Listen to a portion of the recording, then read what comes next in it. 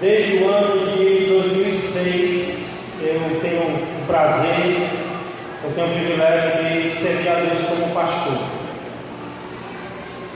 E de lá para cá eu tenho me esforçado o máximo possível para separar igreja e política.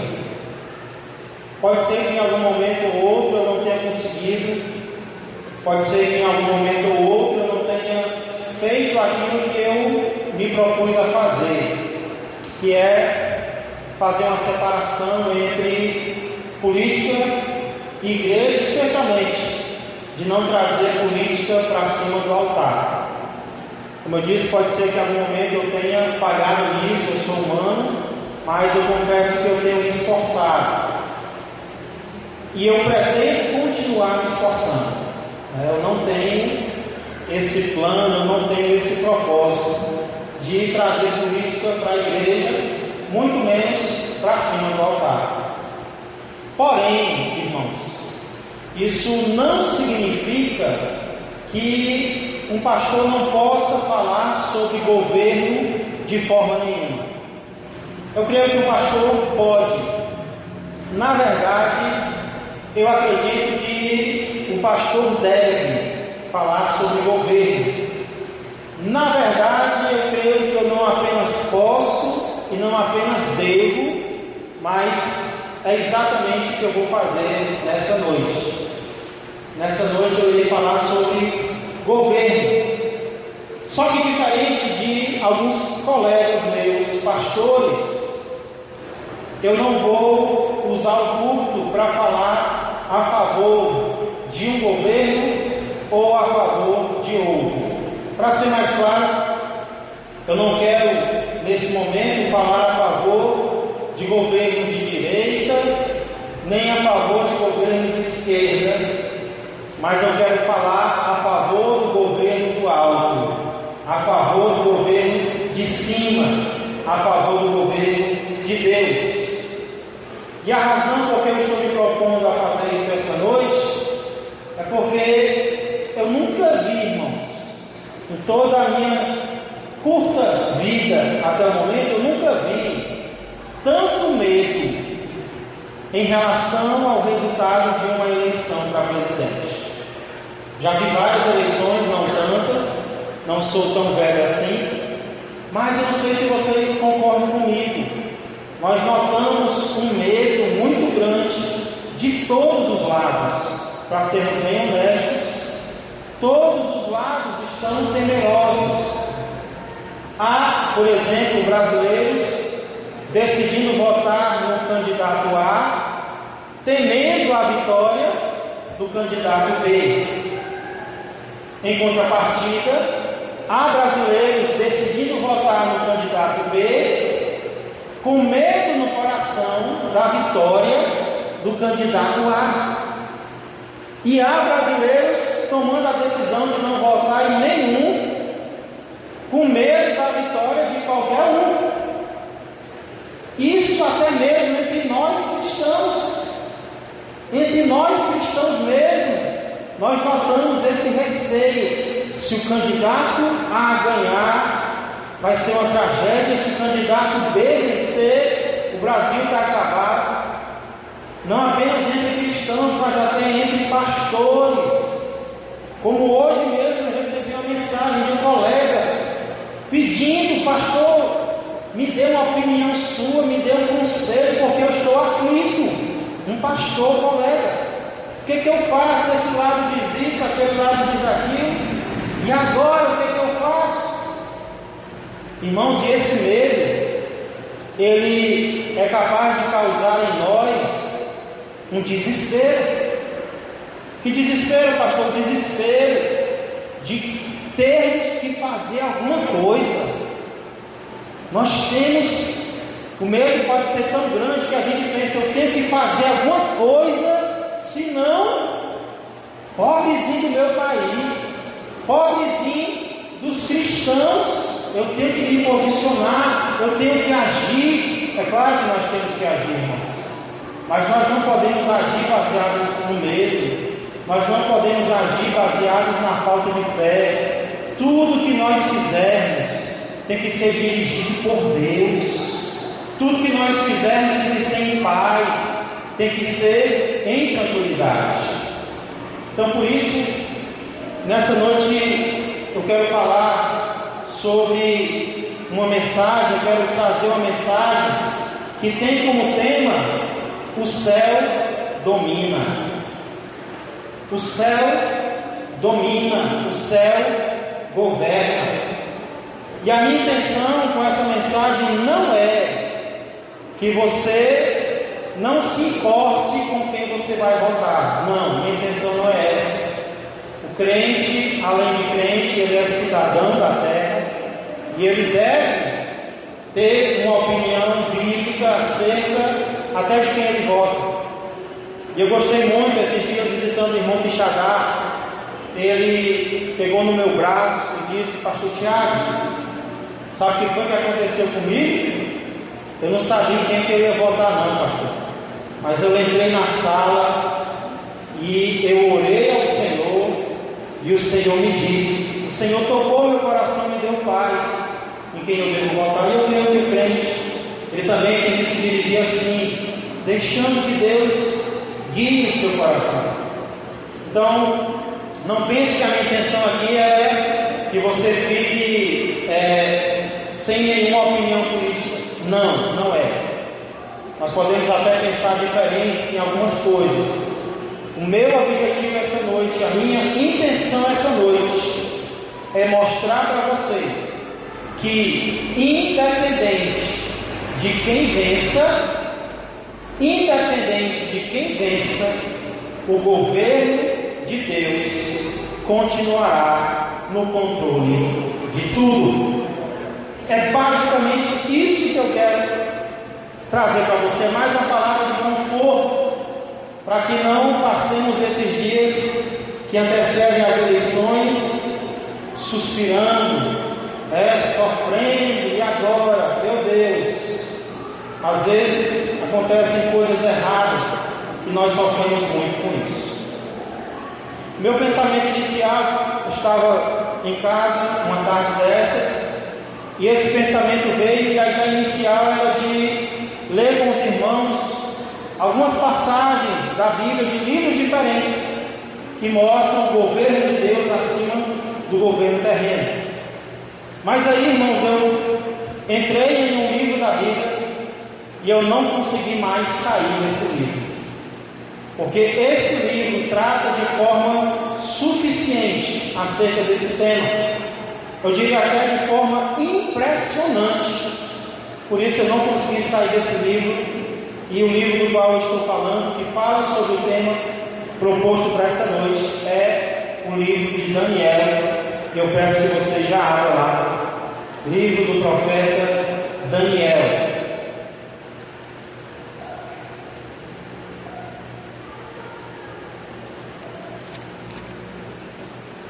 O livro de Daniel é um livro curto, se comparado com outros profetas, como o profeta Isaías, profeta Jeremias, profeta Ezequiel. Todos possuem mais de 40 capítulos, mas o livro de Daniel é um livro curto que narra a história de 4 jovens que foram levados cativos para Babilônia, foram arrancados de Israel, foram arrancados de Judá e foram levados para outro país, para Babilônia. E ao contrário desses livros maiores, proféticos maiores do Antigo Testamento, o livro de Daniel possui apenas 12 capítulos. Esses 12 capítulos são divididos em 2 metades. Primeira metade, capítulos 1 a 6, são mais históricos. Já a segunda metade, capítulos 7 a 12, são mais proféticos. A segunda metade de Daniel, inclusive, é chamada de metade profética ou apocalíptica de Daniel, porque tem muitas visões, muitas profecias, muitas revelações. Então, por questão do nosso tempo, hoje eu quero me deter apenas na primeira metade. Eu quero ver com os irmãos apenas a parte mais histórica de Daniel, capítulos 1 a 6.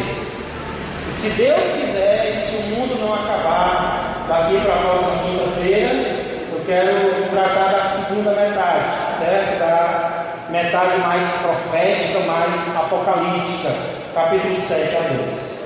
Então abre lá no capítulo 1, Daniel capítulo 1, e a gente vai orar, pedindo mais uma vez a misericórdia do Senhor.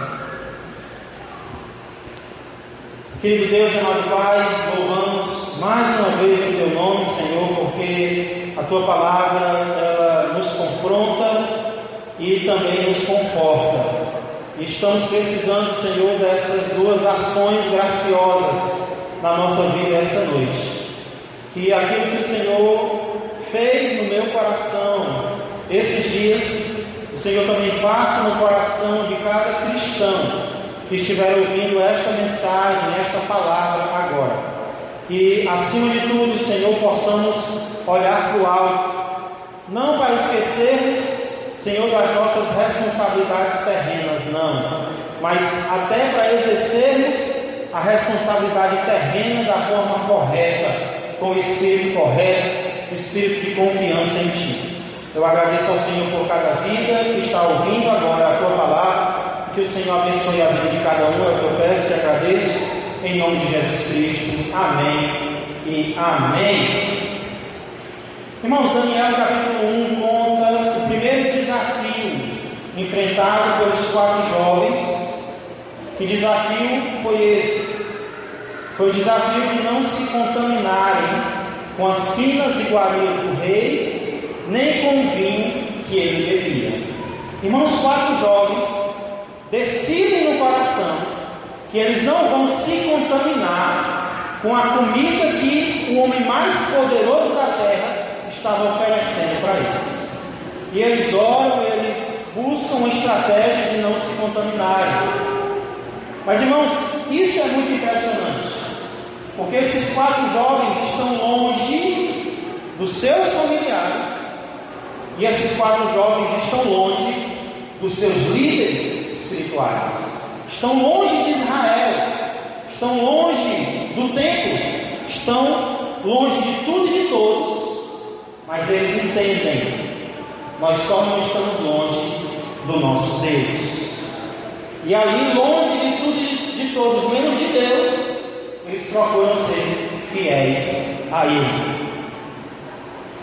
Mas o que eu quero chamar a tua atenção é que, já no início do capítulo 1, nos versículos 1 e 2, nós já vemos o governo de Deus estando acima do governo terreno. Vamos ver os versos 1 e 2 para entender melhor. No ano 3º do reinado de Jeoaquim, rei de Judá, ou seja, povo de Deus, veio Nabucodonosor, muito famoso na história secular, não apenas na Bíblia, rei da Babilônia, a Jerusalém e a sitiou. Verso 2: o Senhor lhe entregou nas mãos a Jeoaquim, rei de Judá, ou seja, o Senhor entregou Jeoaquim a quem? A Nabucodonosor e alguns dos utensílios da casa de Deus. A estes levou-os para a terra de Siná, para a casa do seu Deus, e os pôs na casa do tesouro do seu Deus. Irmãos, várias vezes nas Escrituras nós vemos Deus como um homem de guerra. E um homem de guerra, forma de falar, que luta a favor do seu povo. Só que aqui nós vemos o contrário. Aqui Deus não luta a favor do seu povo. Aqui Deus entrega o seu povo nas mãos de outro povo.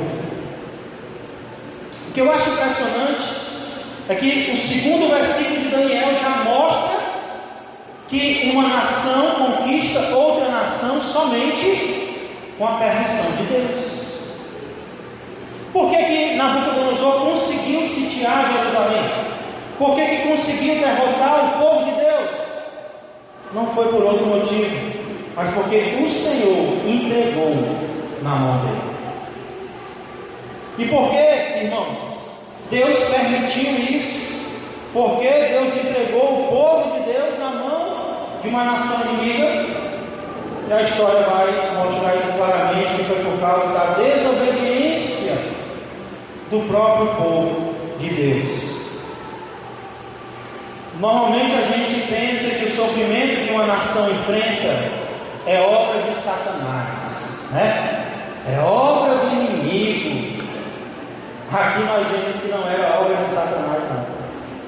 Que nós vemos que era obra de Deus mesmo, para castigar, para punir o seu povo, a sua nação. Então aqui no início já fica claro que é o céu que domina sobre a terra. Capítulo 2. No capítulo 2, a tensão aumenta, a tensão cresce. Nabucodonosor, o grande rei, o grande imperador, tem um sonho que o deixa perturbado. Só que ele não sabe qual é o significado desse sonho. O que é que ele faz então? Manda chamar todos os sábios, encantadores, feiticeiros, tudo que era de gente inteligente do império, ele manda chamar.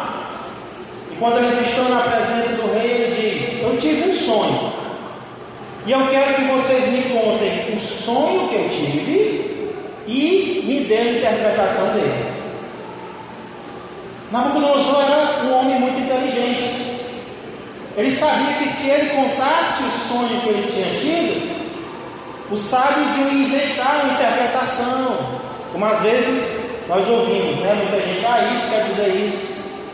Então ele, para testar se realmente eles sabem, ele diz: eu não quero só interpretação não. Qual foi o sonho que eu tive? Rapaz, esse homem é doido. Os sábios olham para ele e dizem: o que o rei está pedindo, nenhum mortal é capaz de fazer.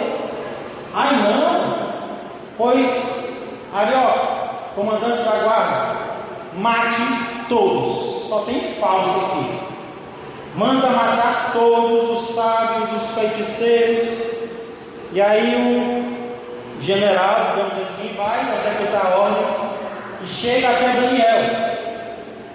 Daniel fica sabendo da situação e diz: Arioque, me dá um prazo. Me dá um prazo. E como Daniel já estava conquistando as pessoas do reino, ele recebe esse prazo, vai para casa, chama os 3 amigos e eles vão orar a Deus. E orando a Deus, sabe o que acontece? Quando a gente pede para Deus revelar alguma coisa, o que Deus faz, Deus? Deus revela. Eu tenho dito isso, tenho dito e repetido. Esposa que está desconfiando do marido, não precisa olhar o WhatsApp não, é só orar por revelação que Deus revela. É tiro e queda. Deus revela tudo. Às vezes você não pede, aí Deus não revela. Então Deus revelou, e a primeira coisa que Daniel faz é agradecer a Deus. Se encontra lá nos versos 19 a 21 do capítulo 2. Vamos ler. Então foi revelado o mistério a Daniel numa visão de noite. Daniel bendisse o Deus do céu. Disse Daniel: seja bendito o nome de Deus, de eternidade a eternidade, porque dele é a sabedoria e o poder. É ele quem muda o tempo e as estações, remove reis e estabelece reis. Ele dá sabedoria aos sábios e entendimento aos inteligentes. Irmãos, e aí Daniel agradece a Deus. Eu queria que você notasse qual era a confiança de Daniel aqui. Ele cria que Deus é aquele que faz duas coisas, o quê? Remove reis e estabelece reis. Quem é, irmãos, que remove, quem é que tira reis? É Deus. Quem é que estabelece reis? Quem é que governa? É Deus. Quem governa sobre a terra é o céu. E aí aí Daniel chama Arioque e diz: eu sei o que foi que o rei sonhou, e eu sei até o que significa. E aí ele é introduzido na presença do rei, e a primeira coisa que Daniel faz é contar o sonho do rei. Sabe o que foi que o rei sonhou? E aí ele conta. E o sonho do rei é aquele famoso sonho da grande estátua. Não sei se vocês já tinham ouvido falar. Uma estátua gigante que tem cabeça de ouro, peito e braços de prata, ventre e quadris de bronze, pernas de ferro e pés, parte de ferro, parte de barro. Que sonho impressionante, né? Mas sabe o que é mais impressionante? É o significado do sonho. Daniel revela o significado do sonho e é de arrepiar. Vamos ver os versos 36 a 45, vale a pena. Este é o sonho e também a sua interpretação diremos ao rei.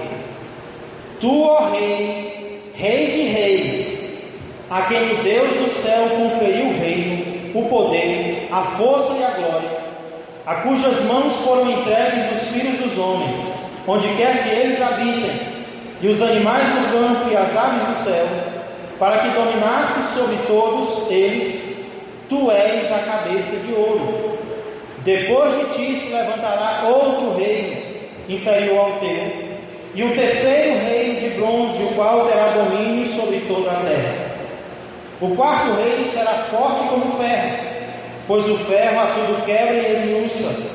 Como o ferro quebra todas as coisas, assim ele fará em pedaços e esmiuçará. Quanto ao que viste dos pés e dos arteiros, em parte de barro de oleiro e em parte de ferro, será esse um reino dividido. Contudo, haverá nele alguma coisa da firmeza do ferro, pois que viste o ferro misturado com barro de ouro. Como os arteiros dos pés eram em parte de ferro e em parte de barro, assim por uma parte o reino será forte, e por outra parte será frágil. Quanto ao que viste do ferro misturado com barro de lodo, misturar-se-ão mediante casamento, mas não se ligarão um ao outro, assim como o ferro não se mistura com barro. Verso 44. Mas nos dias destes reis, o Deus do céu suscitará um reino que não será jamais destruído. Este reino não passará a outro povo, esmiuçará e consumirá todos estes reis, mas ele mesmo subsistirá para sempre. Como viste que do monte foi cortada uma pedra sem auxílio de mãos, e ela esmiuçou o ferro, o bronze, o barro, a prata e o ouro, o grande Deus fez saber ao rei o que há de ser futuramente. Certo é o sonho e fiel a sua interpretação. Daniel começa chamando Nabucodonosor de rei de reis. Por quê? Porque era isso que ele era. Como o homem mais poderoso da terra, ele tinha reis debaixo da sua autoridade. Mas Daniel também mostra qual era a fonte de tudo que Nabucodonosor tinha. Você notou? Foi Deus quem te entregou tudo isso. Foi Deus quem entregou o domínio para você. Foi Deus quem entregou o poder para você. Que homem corajoso esse Daniel. Chegar para Nabucodonosor e dizer: olha, o que você tem, você só tem porque Deus te entregou. Era muita coragem daquele homem. Daniel também mostra que o reinado de Nabucodonosor iria passar. Ele era o primeiro, representado pela cabeça de ouro, o mais nobre de todos. Realmente, a história mostra que o Império Babilônico foi impressionante, assustador. E Daniel mostra que depois dele viria outro, e depois do outro viria outro, e viria outro, e viria outro, até que, durante o reinado do último, que alguns dizem, e eu concordo, que é o Império Romano, Deus iria suscitar um, que seria mais forte do que todos, esmagaria todos, e esse que Deus levantasse, não se acabaria jamais. Você sabe de qual rei Daniel estava falando? Qual rei se levantou durante o Império Romano? Que rei nasceu durante o Império Romano? A gente vai já descobrir. O capítulo termina com Nabucodonosor se inclinando e bendizendo a Deus como Deus dos deuses e o Senhor dos reis. Capítulo 3.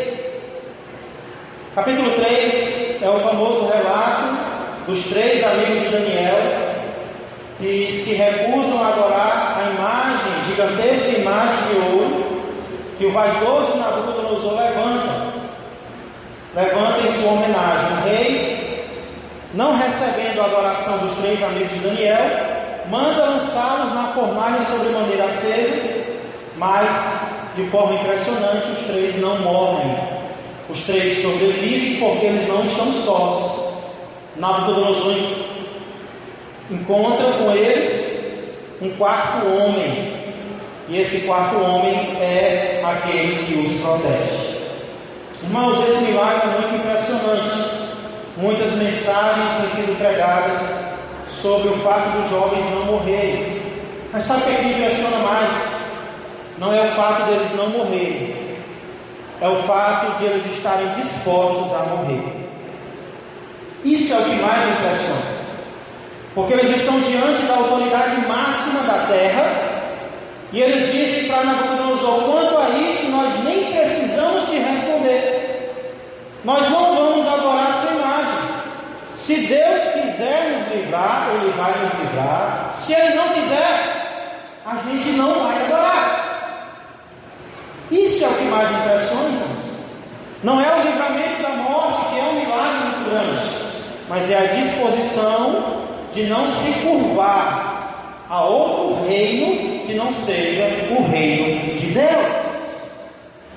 Isso é tremendo. Isso é maravilhoso. Infelizmente, homens poderosos têm sido venerados, às vezes, no lugar de Deus. Continuando o capítulo 4, talvez o mais impressionante de todos. Daniel capítulo 4 consiste de uma carta que o rei Nabucodonosor escreve a todos os povos que estão debaixo do seu domínio. Nessa carta, Nabucodonosor conta as experiências que teve. Versos 1 a 3. Daniel 4, 1 a 3. O rei Nabucodonosor a todos os povos, nações e homens de todas as línguas que habitam em toda a terra, paz vos seja multiplicada. Pareceu-me bem fazer conhecidos os sinais e maravilhas que Deus, olha como é que ele chama Deus, o Altíssimo, tem feito para comigo. Quão grandes são os seus sinais e quão poderosas as suas maravilhas. O seu reino é reino sempre eterno, e o seu domínio de geração em geração.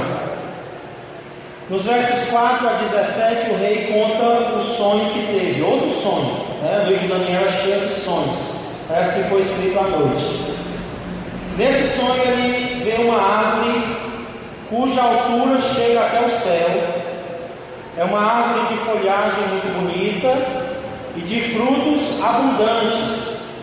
Os animais da terra se colocam na sua sombra. Então é uma árvore que ajuda a muitas pessoas. Mas de repente, no sonho, um ser celestial grita: cortem a árvore. E aquela árvore é ordenado que seja cortada, que os animais sejam espalhados e que fique apenas a raiz atada com cadeias de bronze no chão. E a finalidade, o ser celestial diz, está no verso 17. Por que isso? Verso 17 diz: esta sentença é por decreto dos vigilantes, e esta ordem por mandado dos santos, a fim de que conheçam os viventes que o Altíssimo tem domínio sobre o reino dos homens, e o dá a quem quer, e até ao mais humilde dos homens constitui sobre eles. no sonho, Nabucodonosor escuta: essa árvore vai ser cortada para que os homens entendam que o Altíssimo tem domínio sobre tudo. E ele dá o reino dos homens a quem ele quer. O céu domina. Nabucodonosor não entende, chama Daniel, e Daniel mais uma vez interpreta o sonho. Os versos 19 a 27, ele explica que esta árvore é você, Nabucodonosor. É você a quem Deus confiou todos os reinos da terra. Mas será expulso de entre os homens, e a tua morada, verso 25, será como os animais do campo, e dar-te-ão a comer ervas como aos bois, e serás molhado do orvalho do céu, e passar-se-ão 7 tempos por cima de ti. Alguns discutem se são 7 anos, 7 meses ou 7 semanas, até que conheças que o Altíssimo tem domínio sobre o reino dos homens e o dá a quem quer. Daniel interpreta o sonho e ainda dá um conselho para Nabucodonosor. Verso 26: quanto ao que foi dito que se deixasse a cepa da árvore com as suas raízes, o teu reino tornará a ser teu. Quando? Quando o reino de Nabucodonosor tornaria a ser dele? Depois que tiveres conhecido que o céu domina. Depois que você entender que tudo que você tem vem de cima, vem do alto, você vai receber de volta o seu reino. Então, aceita o meu conselho, acaba com essa injustiça, acaba com esses teus pecados, Daniel corajoso. Põe termo às tuas iniquidades, usa de misericórdia, ajuda os outros. Talvez esse sonho não aconteça. Irmãos, infelizmente Nabucodonosor não atende ao conselho de Daniel. Certo dia ele está passeando pelo seu palácio. Ele olha para tudo aquilo e diz: olha o que foi que eu construí, olha o que foi que eu fiz. E ele escuta uma voz, a voz que vai fazer acontecer o sonho que ele teve. Verso 32: serás expulso de entre os homens, e a tua morada será com os animais do campo, e far-te-ão comer ervas como os bois, e passar-se-ão 7 tempos por cima de ti, até que aprendas que o Altíssimo tem domínio sobre o reino dos homens e o dá a quem quer. A medicina tem identificado doenças como a zoantropia, em que seres humanos imaginam ser animais. E provavelmente foi essa a doença que atacou Nabucodonosor. E ele teve que ser retirado do seu reinado, teve que ser separado dos homens, achando que era um animal, e teve que comer capim. Não sabemos se for 7 dias, 7 semanas, 7 meses ou 7 anos. Eu creio que 7 meses, porque no original são 7 e 7. Quando o prazo passa, verso 34 em diante, ele dá o testemunho. Ainda na carta ele dá o testemunho dizendo: mas ao fim daqueles dias, eu, Nabucodonosor, levantei os olhos ao céu, tornou-me a vir o entendimento, e eu bendisse o Altíssimo, e louvei, e glorifiquei ao que vive para sempre, cujo domínio é sempre eterno, e cujo reino é de geração em geração. Todos os moradores da terra são por ele reputados em nada, e segundo a sua vontade, ele opera com o exército do céu e os moradores da terra. Não há quem lhe possa deter a mão, nem lhe dizer: que fazes? Não há quem possa impedir o agir de Deus. Foi o que Nabucodonosor reconheceu.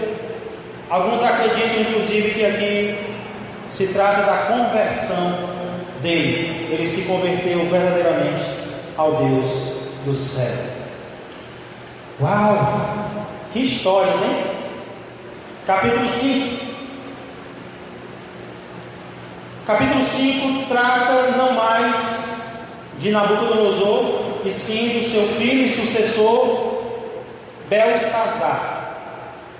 Os reis mudam, mas Daniel permanece. O cargo dele continua. O prefeito muda, mas ele continua com o contrato, trabalhando para a prefeitura, né? Os primeiros 4 capítulos contam histórias de Nabucodonosor, capítulos 5 e 6 de outros reis. Esse rei Belsazar dá um grande banquete, irmãos. Chama pessoas importantes do seu reinado. E aí ele faz uma besteira. Ele manda trazer os utensílios do templo que o rei Nabucodonosor tinha mandado trazer de Jerusalém dezenas de anos antes. E para que ele quer os utensílios do templo? Para comer e para beber neles. Aí foi uma besteira muito grande que ele fez, porque a Bíblia diz que de Deus não se zomba. Eles estão lá na festa, comendo e bebendo com os utensílios do templo, utensílios sagrados, quando de repente um dedo de mão de homem aparece e começa a escrever algo na parede, perante os olhos do rei, perante os olhos de Belsazar. E esse homem começa a passar mal. Versos 6 e 7. Então se mudou o semblante do rei. Imagina você vendo um dedo escrevendo algo na parede. Então se mudou o semblante do rei, e os seus pensamentos o turbaram. As juntas dos seus lombos relaxaram, e os seus joelhos batiam um no outro. Será que estava com medo? O rei ordenou em voz alta: tragam os sábios, os feiticeiros, os encantadores, os caldeus. O que significa isso que foi escrito na parede? Mais uma vez, irmãos, esses homens são trazidos e eles não conseguem identificar o que está escrito. E o rei fica mais perturbado ainda, porque ele não sabe o que significa o que foi escrito na parede. Nesse tempo, a rainha mãe lembra e diz: tem um jovem, tem um judeu, nessa época não era mais tão jovem, né? Que veio com os cativos de Israel. Ele ajudou muito teu pai, ele revelou muita coisa para o teu pai. Manda chamar ele, o nome dele é Daniel. E aí mandam chamar Daniel. E o rei diz: olha, aconteceu isso, isso e isso, eu chamei todo mundo, ninguém conseguiu discernir, mas se você conseguir, eu vou te dar muitos presentes. Querendo comprar Daniel, viu? A resposta de Daniel, o que acontece, se encontra nos versos 17 a 31. Vamos ver. Verso 17: então respondeu Daniel e disse na presença do rei: os teus presentes fiquem contigo, e dá os teus prêmios a outrem. Todavia lerei ao rei a escritura e lhe farei saber a interpretação.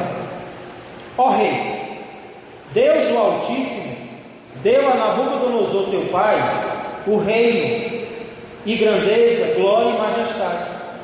Por causa da grandeza que ele deu, povos, nações e homens de todas as línguas tremiam e temiam diante dele. Matava quem queria, e a quem queria deixava com vida. A quem queria exaltava e a quem queria abatia. Quando, porém, o seu coração se elevou, falando o que aconteceu no capítulo 4, e o seu espírito se tornou soberbo e arrogante, foi derribado do seu trono real e passou dele a sua glória. Foi expulso dentre os filhos dos homens, o seu coração foi feito semelhante ao dos animais, e a sua morada foi com os jumentos monteses. Deram-lhe a comer erva como aos bois, e do orvalho do céu foi molhado o seu corpo, até que conheceu que Deus o Altíssimo tem domínio sobre o reino dos homens, e a quem quer constitui sobre ele. Tu, Belsazar, que és teu filho, não humilhaste o teu coração, ainda que sabias tudo isso, e te levantaste contra o Senhor do céu, pois foram trazidos os utensílios da casa dele perante ti, e tu e os teus grandes e as tuas mulheres e as tuas concubinas bebestes vinho nele. Além disso, deste louvores aos deuses de prata, de ouro, de bronze, de ferro, de madeira e de pedra, que não veem, não ouvem, nem sabem. Mas a Deus, em cuja mão está a tua vida e todos os teus caminhos, a Ele não glorificaste. Então da parte dele foi enviada aquela mão que traçou esta escritura. Esta, pois, é a escritura que se traçou: Mene, Mene, Tekel e Parsim. Esta é a interpretação daquilo. Mene, contou Deus o teu reino e deu cabo dele. Tekel, pesado foste na balança e achado em falta. Pérez, dividido foi o teu reino e dado aos medos e aos persas. Então, Belsazar, ouvindo tudo aquilo, mandou que vestisse Daniel de púrpura e lhe pusesse em cadeia de ouro ao pescoço e proclamassem que passaria a ser o terceiro no governo do seu reino. Mas sabe o que aconteceu com Belsazar? Naquela mesma noite foi morto Belsazar, rei dos caldeus, e Dario Medo, com cerca de 62 anos, se apoderou do rei.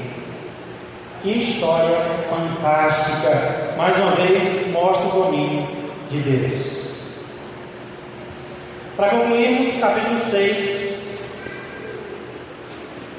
talvez a história mais conhecida do livro de Daniel, mostra Daniel como um dos três principais, mas ele tinha um espírito tão excelente, irmãos, que Dario queria colocá-lo como o principal, ou seja, como uma espécie de José do Egito, um administrador de tudo. Isso provoca a inveja dos outros, que não querem ver um estrangeiro sendo o principal, procuram algo em Daniel para desqualificá-lo e não encontram. Eles pensam: temos que encontrar algo na lei de Deus desse homem, porque nenhum erro ele cometeu até agora. E aí eles sabem que Daniel adora a Deus, Daniel se prostra diante de Deus. Então eles vão até o rei Dario e propõem um decreto: Rei Dario, nós queremos propor um decreto pelo qual durante 30 dias nenhum súdito faça petição ou oração a nenhum Deus ou a nenhum homem, a não ser você, porque você é o cara, você é o rei. Vamos orar, pedir somente a você. Dario não veio nenhum problema com aquilo, porque afinal de contas, naquela época o rei já era considerado e se considerava um Deus. Deus nada demais, e concordou. Daniel fica sabendo do decreto, e vocês sabem o que acontece. Ele sobe até a sua casa, abre a janela, ou onde tem janelas abertas para a banda, para a direção de Jerusalém. Ele se põe de joelhos, ele não se esconde. Ele se põe de joelhos e ora a Deus e dá graças a Deus, não apenas uma, não apenas duas, mas 3 vezes por dia. Por que Daniel faz isso? Se ele sabia que tinha um decreto que não permitia fazer petição a nenhum outro Deus, nenhum outro homem, será que Daniel queria afrontar o rei? Não, irmãos. Nós sempre notamos Daniel respeitando a autoridade. Até quando ele vai confrontar, ele fala de forma respeitosa. Sabe por que Daniel faz o que ele faz aqui? Porque ele já costumava agir assim. E não é nenhum governo humano que vai fazer Daniel diminuir a sua fidelidade ao verdadeiro Deus. Daniel é pego no flagra, orando a outro ser que não o rei Dario. E aqueles homens trazem o caso perante o rei e exigem a pena. Ele desobedeceu o decreto real, tem que ser punido. A Bíblia mostra que o rei Dario era afeiçoado a Daniel, ele fica triste, ele não queria ver Daniel morrendo, ele até tenta desfazer. Aí as autoridades dizem: olha, o decreto real, não pode desfazer, não. E ele, sabendo disso, manda Daniel ser jogado à cova dos leões, que era um tipo de pena de morte que existia naquela época. A noite chega, o rei perde o apetite, o rei perde o sono, esperando a noite passar. Quando chega de manhã, o rei corre à cova e, com expectativa, com esperança, pergunta: Daniel, será que esse Deus a quem você continuamente serve conseguiu te livrar? É como se o rei estivesse perguntando: porque eu não consegui, não. Ele conseguiu? E a resposta de Daniel é: sim, Senhor. Sim, Deus enviou o seu anjo que fechou a boca dos leões e me salvou e me protegeu. E o rei fica alegre, felicíssimo com aquilo, porque o seu amigo conseguiu se livrar. Ele pega aqueles que tramaram contra a vida de Daniel e manda eles sim serem lançados na cova, e agora os leões têm que comer. Ficaram a noite em jejum, mas agora tem suficiente para comer. Capítulo 6 termina com as palavras do rei Dario e as consequências. Verso 25. Então o rei Dario escreveu aos povos, nações e homens de todas as línguas que habitam em toda a terra: paz vos seja multiplicada. Faço um decreto pelo qual, em todo o domínio do meu reino, os homens tremam e temam perante o Deus de Daniel, porque ele é o Deus vivo e que permanece para sempre. O seu reino não será destruído e o seu domínio não terá fim.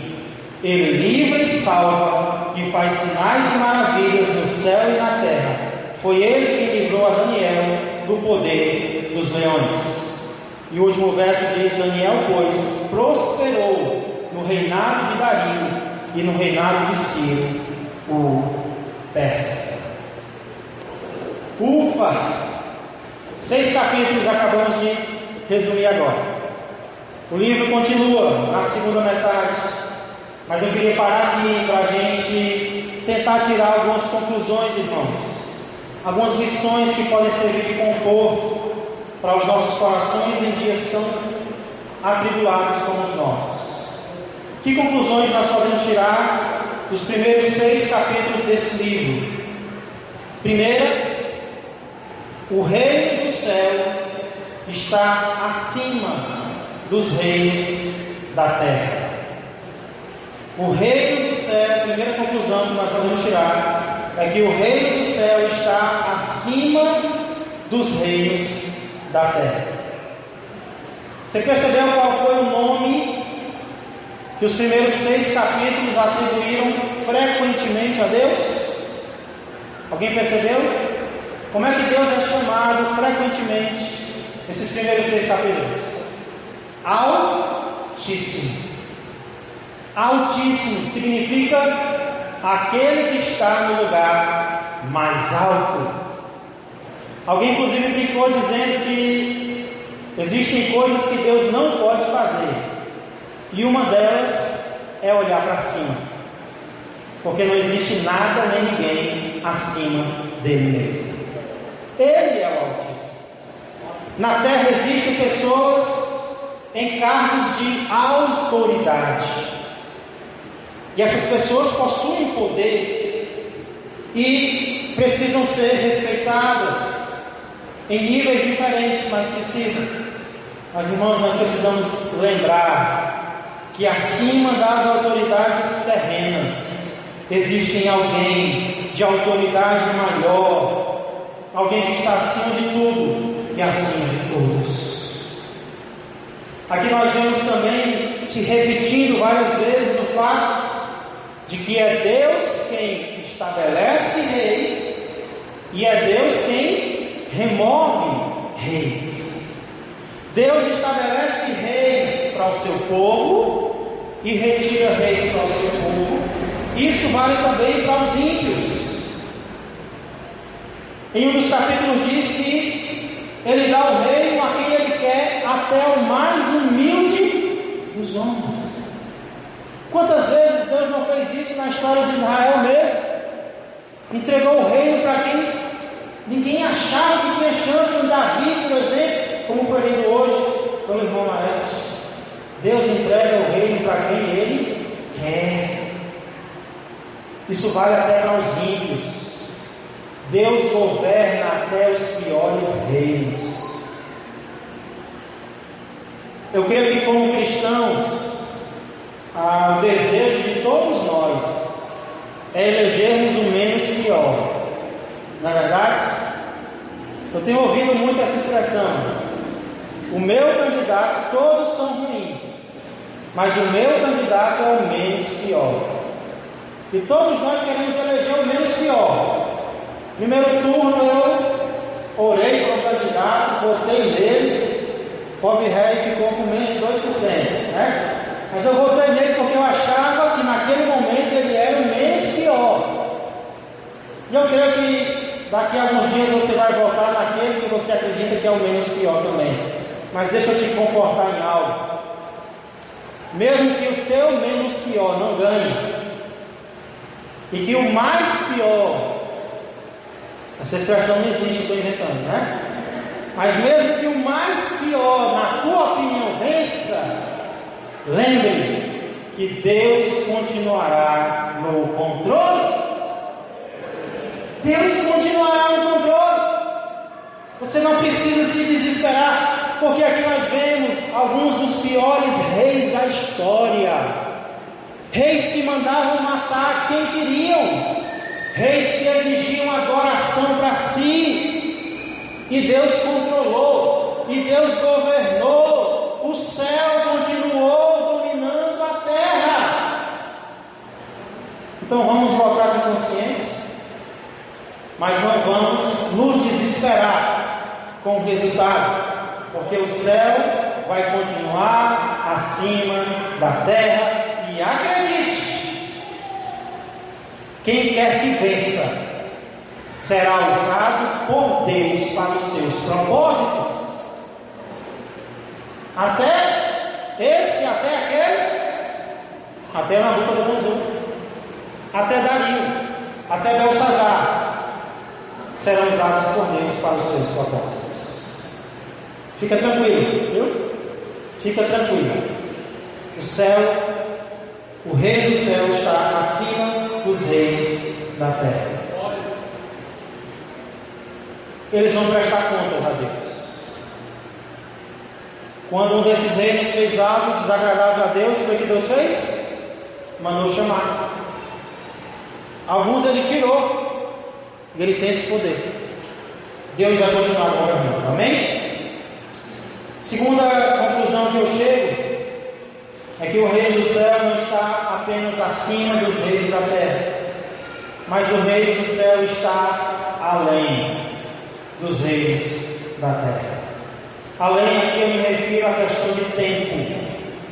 O reino do céu não para com o reino terreno, ele ultrapassa, ele vai além. O reino terreno para aqui, o reino celestial continua. Essa é uma das ênfases desses primeiros 6 capítulos. O livro de Daniel fala de vários reinos que foram estabelecidos na terra, mas que com o tempo passaram. Primeiro foi o babilônico, depois veio o medo-persa, depois o grego, depois o romano, e hoje o romano não existe mais. Mas o livro de Daniel mostra que houve um reino que foi estabelecido, e conforme nós lemos, esse reino não será jamais destruído. Ele irá além, ele permanecerá, ele continuará independente do reino que esteja na terra. O reino do céu vai continuar, irmão. Não tenha medo, não perca uma noite de sono achando que agora as coisas estão perdidas. Não! A promessa de Jesus foi: Eu edificarei a minha igreja e as portas do inferno não prevalecerão sobre ela. O inferno pode estar governando, nós não queremos isso. Vamos orar para que tenhamos paz, tranquilidade, mas ainda que o inferno esteja governando na terra, a igreja vai permanecer. Que reino é esse, pastor? Que rei é esse? O anjo revelou para Maria o nome desse rei. No 6º mês foi o anjo Gabriel enviado da parte de Deus para uma cidade da Galileia chamada Nazaré, a uma virgem desposada com certo homem da casa de Davi, cujo nome era José. A virgem chamava-se Maria. E entrando o anjo aonde ela estava, disse: Alegra-te, muito favorecida, o Senhor é contigo. Ela, porém, ao ouvir esta palavra, perturbou-se muito e pôs-se a pensar no que significaria esta saudação. Mas o anjo lhe disse: Maria, não temas, porque achaste graça diante de Deus. Eis que conceberás e darás à luz um filho, a quem chamarás pelo nome de Jesus. Este será grande e será chamado Filho do Altíssimo. Deus, o Senhor, lhe dará o trono de Davi, seu pai. Ele reinará para sempre sobre a casa de Jacó, e o seu reinado não terá fim. E o seu reinado não terá fim. O reino dos céus está além dos reinos da terra. E se o reino dos céus está além dos reinos da terra, os súditos do reino dos céus estão além dos reinos da terra. Daniel poderia ser chamado, sabe de quê? O sobrevivente. Nabucodonosor foi, Daniel continuou. Belsazar foi, Daniel continuou. Dario foi, Daniel continuou. Não ameis o mundo, nem as coisas que há no mundo. O mundo passa, bem como a sua concupiscência, mas aquele que faz a vontade de Deus permanece eternamente. Não sabemos o que vem por aí. O que sabemos é que o reino do céu vai permanecer, e nós vamos permanecer com Ele, sem nos dobrarmos, sem vacilarmos, sem agradarmos apenas a Deus. Próxima semana, se Deus quiser, vamos ver a outra metade mais profética ou mais escatológica, capítulo 7 a 14. Curva a sua cabeça. Duas perguntas para encerrar. Em qual reino você está confiando? No do céu ou no da terra? A qual reino você está servindo? Ao do céu, que não passa, ou ao da terra, que passará? Querido Deus e amado Pai, louvamos ao Senhor pela Tua palavra. Sinceramente eu espero, Senhor, que a Tua palavra sirva para confortar os nossos corações. E saímos daqui, Senhor, mais convictos ainda da Tua grandeza. Não apenas grandeza, Senhor, mas da Tua superioridade sobre tudo e sobre todos. Que o Teu reino, Senhor, e que os Teus súditos se manifestem nesta terra com sabedoria, com ousadia, mas principalmente com confiança em Ti. Muito obrigado. Abençoa, Pai, o nosso país. Dirige o nosso país para que a tua vontade seja feita na terra, assim como é feita no céu. É o que a tua igreja pede e te agradece. Em nome de Jesus Cristo. Amém, amém e amém. Glória